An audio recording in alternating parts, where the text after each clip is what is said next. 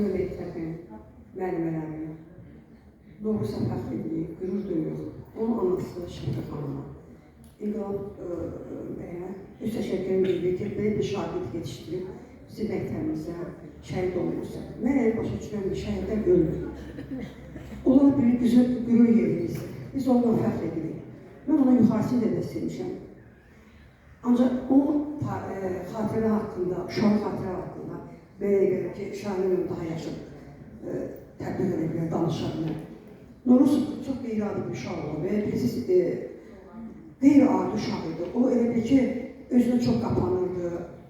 Sinif yoldaşları ilə o qədər münasibətdə olurdu ki, yaxşı münasibətlərdir. Yəni o istəyirdi ki, neysə bir dostları haqqında bölüşsün, paylaşsın.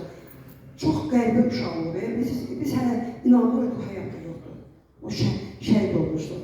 Heç biz bilmirik ki, Cəfər bölgəsində nə vaxt qeydi, nə vaxt hərbiçi oldu. Heç onun arzu hərbiçi olmaq deyildi. Mən başa düşürəm ki, o müharibəni görüb, o acılarını yaşayandan sonra bu adını atırdı. Şahin mənim onun uşaqları haqqında, xatirələr haqqında daha yaxşı danışar. Deyirdi onun müdahisə verməsin, onun bütün xatirələrini çox gözəl danışacaq.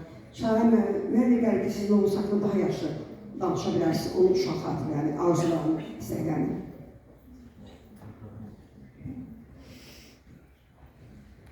Məktəbimizin fəxri olan Novruz Məmmədov İnqilaboğlu haqqında bu günlərin onun işığına toplaşmışıq, onun haqqında gözəl sözlər deyilir. Bugün onun igidliyindən, oxumazlığından hamı söz açır, danışır. Novruz Məmmədov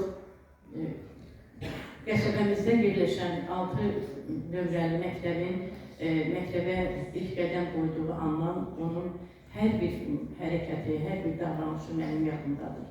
Bugün soruşsaq da mən onu hamısını bir danışa bilərəm. Novruz Məmmədovun ilk müəlliməsi olmuşam. Novruz Məmmədov ilk siniflərdən uşaqlarla qaynayıb qarışmağı, onlarla səmimi olmağı, əməkdaşlıq etməyi bugün də mənim yadımdadır. Çox mehriban, çox istiqamlı, güləriz bir uşaq idi. Onun məktəbdə tezliklə bütün dərslərə çalışmağı, uşaqlarla ünsiyyət qurmağı doğrudan da hamını cəlb edirdi özünə. Onun demək olar ki, bütün çalışqanlığı ilə də bərabər vətənimiz çox sevirdi. Balaca olmasına baxmayaraq, dərs vaxtlarında yazdığımız inşalarda da bu özünü bürüzə verirdi. O, bilirsiniz ki, şəhidlər ölündülər, şəhidlər qəlblərdə yaşayırlar. Onların döyüş yolu, onların keçdiyi bu əzəmətli yol bizim evladlarımız üçün, bizim şagirdlərimiz üçün bir örnəkdir.